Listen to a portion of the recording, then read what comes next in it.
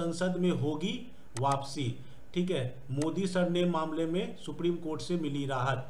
ठीक है, supreme court का ऑर्डर आ गया कि जिस ग्राउंड पर डिस्क्वालिफिकेशन की गई थी उस ग्राउंड को अब रोक के, मतलब उस पर स्टे लगा दिया गया।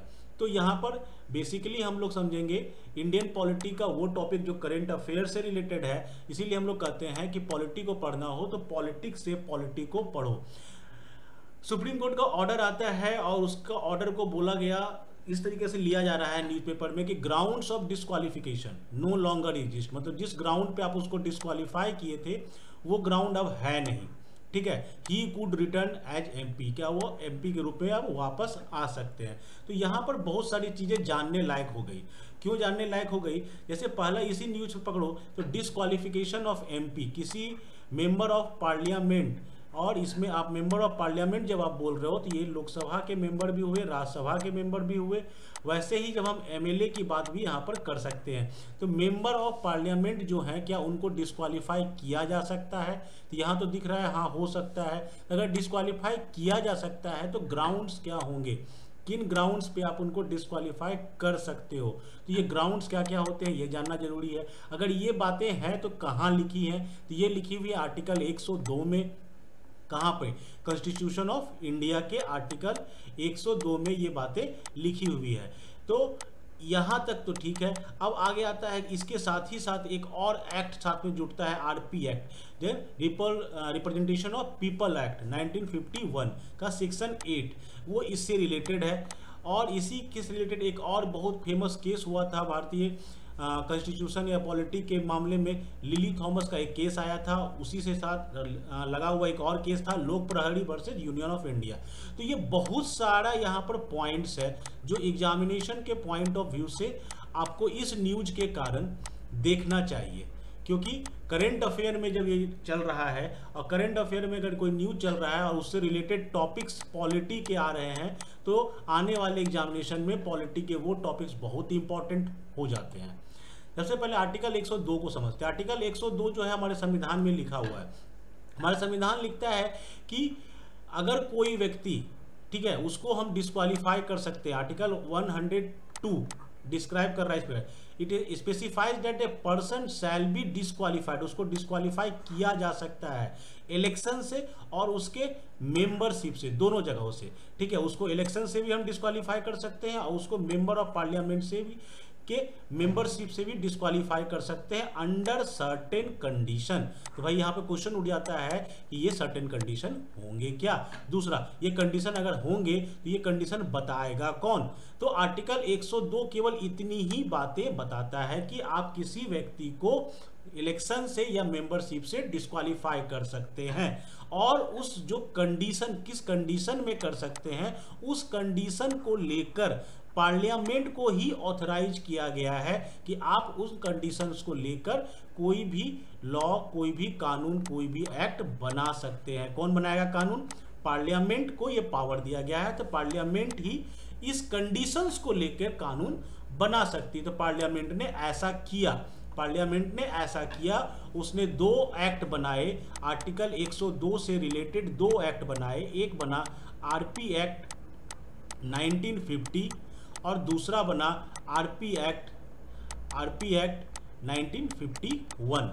ठीक है, यहाँ जो बातें हो रही है वो हो रही है बातें आरपी एक्ट 1951 की, the representation of the people act RP act 1951।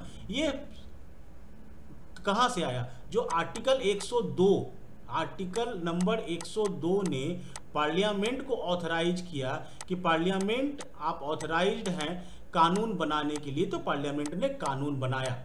और जब पार्लियामेंट यानी 102 से ये रिलेटेड रहेगा। अब इसमें सेक्शन 8, जो सेक्शन 8 है वो डिस्क्रिप्शन है, वह बताया गया है कि कौन कौन सा कंडीशन होगा, कौन कौन से कंडीशन ऐसे होंगे जब आप किसी व्यक्ति को डिस्क्वालीफाई कर सकते हो। यानी कि सेक्शन 8 जो है बेसिकली डिस्क्वालिफिकेशन के कंडीशंस को एक्सप्लेन करता है। ठीक है, तो यहाँ पर सेक्शन 8 में हम देखेंगे बहुत सारी चीज़ों को। तो इसी में सेक्शन 8 को अगर हम थोड़ा सा यहाँ पर डिस्क्राइब करें तो सेक्शन 8 को इसमें सब सेक्शन 1, 8 का फिर 2, 8 का 3 एंड 8 का 4 इस तरह से बना हुआ है। तो 1 एंड 2 जो है वो उस क्राइम्स को डिफाइन करता है कि कौन कौन से प्रकार के क्राइम्स होंगे जो इस डिस्क्वालिफिकेशन के अधीन आएंगे। तो वो सारे ऑफेंसेज को, क्राइम को ये बताता है कि कौन कौन से ऑफेंस ऐसे हो सकते हैं, किस किस प्रकार के अपराध में डिस्क्वालिफिकेशन हो सकता है। वही सेक्शन 8 का जो 3 वाला सेक्शन है ये बताता है कि अगर 1 और 2 तो बताया कि कौन कौन से ऑफेंसेज हो सकते हैं, ठीक है।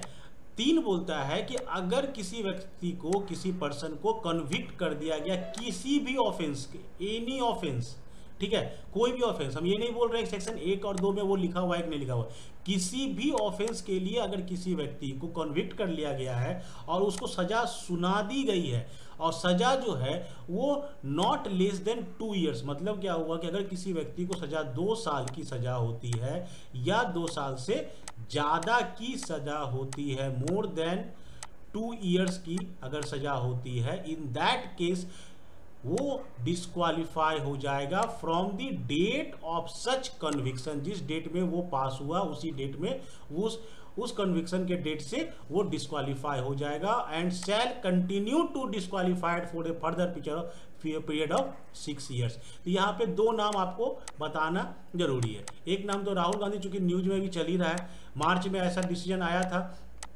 ठीक है, मार्च में डिसीजन आया था और राहुल गांधी को डिस्क्वालीफाई कर दिया गया। उनकी मेंबरशिप जो थी लोकसभा की वो हटा दी गई, इवन उन्हें अपना बंगला भी खाली करना पड़ गया, उन्हें संसद में आने की अनुमति खत्म हो गई। एक और नाम आप सुनेंगे लालू प्रसाद यादव का।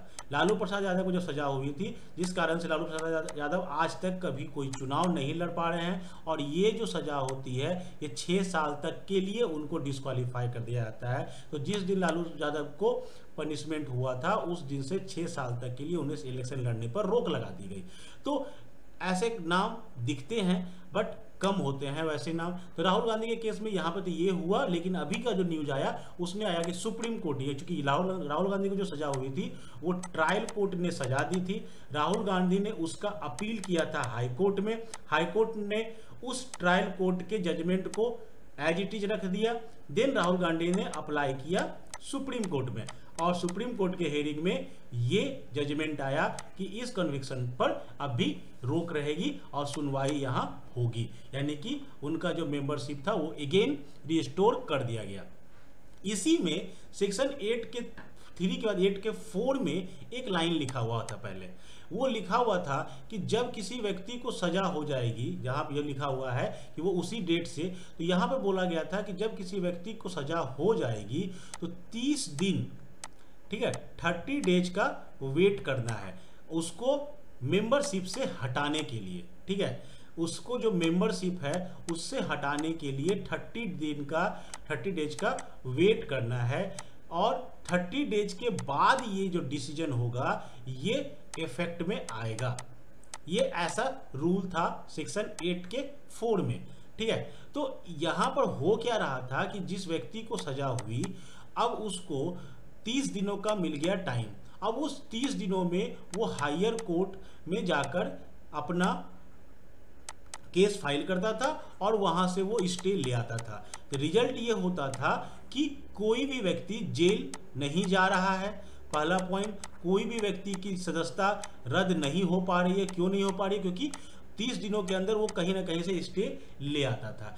ऐसे चीज़ों को देखते हुए यहीं से आपका लिली थॉमस का जो केस था वो आया था। लिली थॉमस केस जो थे वो इसी सेक्शन 8(4) को चैलेंज किए एक रिट पिटीशन के द्वारा, ठीक है। उन्होंने एक PIL दायर किया 2005 में सुप्रीम कोर्ट में, ठीक है। इसी के साथ लिली थॉमस के साथ ही जो प्रहरी नाम की एक NGO थी वो साथ में एक PIL फाइल करती है और इसी सेक्शन 8(4) को चैलेंज किया जाता है कि अगर इस चीज़ को आप रखते हैं तो आप कहीं ना कहीं उस प्रकार के लोगों को बचा रहे हैं और जो क्रिमिनल टाइप के लोग हैं वो बच जा रहे हैं, और वो आपके इलेक्शन प्रोसीड्यूर में, वो आपके डेमोक्रेसी में इन्वॉल्व होते ही रहेंगे। तो यहाँ से ये आपका सेक्शन जो आर्टिकल 102 है या सेक्शन 8 है, इसकी सार्थकता आ नहीं रही है।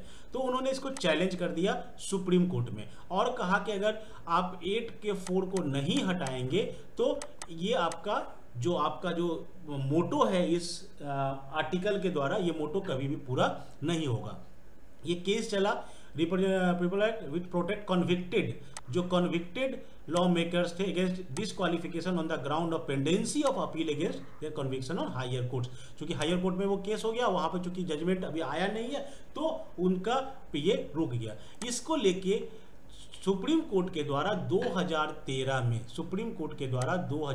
में एक ऐतिहासिक जजमेंट सुनाया जाता है, जो ए.के. पटनिक और एस.ए. मुखोपाध्याय जज हुआ करते थे। उनके द्वारा जजमेंट दिया गया। The only question is about the virus of section 84 of the Representation of People Act 1951 and we hold that it is ultra virus and that is disqualification take place from the date of conviction। उन्होंने इस 8 के 4 को हटाया और वहां पर जो conviction का डेट होगा वही डेट होगा आपके डिस्क्वालिफिकेशन का।